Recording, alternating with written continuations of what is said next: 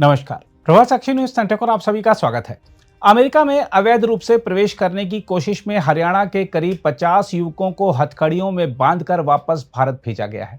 ये सभी 25 से 30 वर्ष की उम्र के हैं और डंकी रूट यानी पनामा, जंगल, ग्वाटेमाला और मेक्सिको से होकर अमेरिका में घुसने वाले खतरनाक रास्ते से गए थे। हरियाणा के कैथल जिले के नरेश कुमार ने बताया है कि उन्होंने अपनी कृषि भूमि बेचकर एक एजेंट को 57 लाख रुपए दिए थे। एजेंट ने हर सीमा पार करवाने पर अलग अलग रकम वसूली। ग्वाटेमाला में 6 लाख, मेक्सिको में 6 लाख और अंत में बाकी रकम। लेकिन सुरक्षित पहुंचाने की बजाय उसे गिरफ्तार करा दिया गया और 14 महीने जेल में रहने के बाद वह निर्वासित कर दिया गया। हरियाणा पुलिस के अनुसार करनाल से 16, कैथल से 14, कुरुक्षेत्र से 5, जींद से 3 और अंबाला पानीपत से कुछ अन्य युवकों को अमेरिका से निकाला गया है। सभी को दिल्ली हवाई अड्डे से पुलिस की निगरानी में उनके परिवारों को सौंप दिया गया। पुलिस अधीक्षक उपासना ने बताया कि एक युवक का आपराधिक रिकॉर्ड भी मिला है। जींद के एसपी कुलदीप सिंह ने चेतावनी दी कि डंकी रूट से विदेश जाना गंभीर अपराध है। इससे न केवल आर्थिक नुकसान होता है बल्कि जान का भी खतरा रहता है। देखा जाए तो अमेरिका से हथकड़ियों में लौटे इन युवाओं की कहानी केवल व्यक्तिगत त्रासदी नहीं है। यह लालच, भ्रम और असंतुलित आकांक्षाओं से भरे सामाजिक यथार्थ की झलक है। अमेरिका ने हाल के महीनों में अवैध प्रवासियों पर अपना रुख पहले से कहीं अधिक कठोर कर लिया है। दक्षिण अमेरिकी सीमाओं पर निगरानी बढ़ी है और डंकी रूट से आने वाले एशियाई नागरिकों के प्रति जीरो टॉलरेंस नीति अपनाई जा रही है।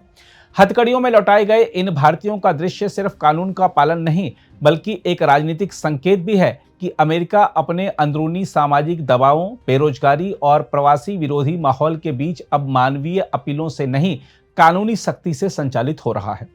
इन घटनाओं से सबसे बड़ा सबक भारतीय युवाओं को लेना चाहिए कि विदेश जाने का सपना यदि गैर कानूनी रास्तों से बुना जाए तो वह सपना नहीं, एक सजा बन जाता है। नरेश जैसे हजारों युवक जमीन जायदाद बेचकर एजेंटों के जाल में फंस जाते हैं। यह जाल केवल ठगी नहीं बल्कि अंतर्राष्ट्रीय मानव तस्करी का हिस्सा है। कई बार इन युवाओं से जबरन श्रम कराया जाता है, उनकी पहचान छीन ली जाती है और वे रास्ते में ही मारे जाते हैं। देखा जाए तो हरियाणा और पंजाब के कई इलाकों में यह धारणा गहरी है कि विदेश में रहना ही सफलता का प्रतीक है। यह सामाजिक दबाव युवाओं को ऐसे रास्तों पर धकेल देता है जहां ना जोखिम का अंदाजा होता है, न ही परिणामों की चिंता। यह प्रवृत्ति केवल आर्थिक नहीं बल्कि सांस्कृतिक रोग बन चुकी है, जहां विदेश केवल नौकरी या अवसर नहीं बल्कि सम्मान का पर्याय बना दिया गया है।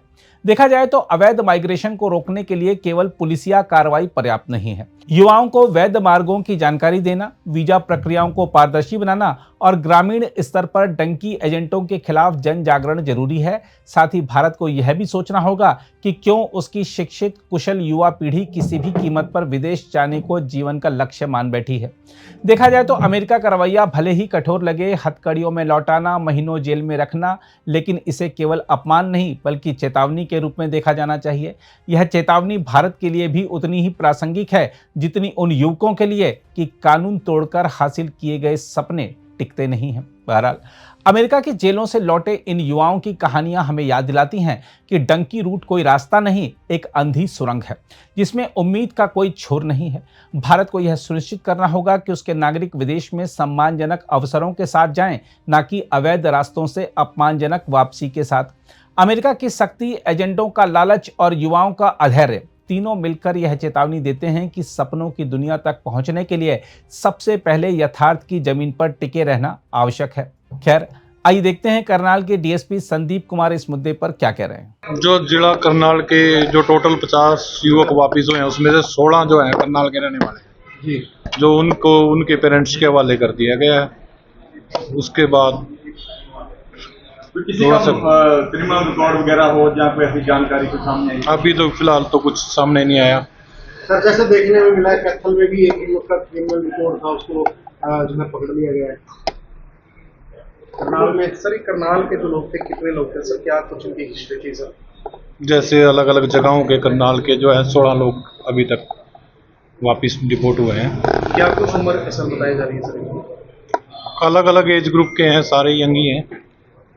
तो माइनर वगैरह तो नहीं है सर? अभी तक तो कोई ऐसा सामने नहीं। डंकी रूट से गए थे सर सभी? ये तो अभी क्लियर होगा भाई, मैटर में और सबको सब उनके पेरेंट्स के हवाले कर दिया। कब रिपोर्ट किया गया सर उनको? आज सुबह आए हैं वापस। करनाल किस टाइम पहुंच गए थे सर? आपके हवाले कब किया गया था उनको? आज सुबह ही आए थे, तुरंत उनके पेरेंट्स को बुलाकर उनके हवाले इनको सभी होगा। सब जिला करनाल के रहने वाले हैं, अलग अलग जगहों के। सर कौन सी टीम आपकी जिले की लेके आई है उनको आपसे, या कुछ आपके अगुवाई में टीम थी या कोई और? जो ड्यूटी लगी है, जो सीएम फ्लाइंग स्क्वाड की टीम है, उन्होंने लेकर।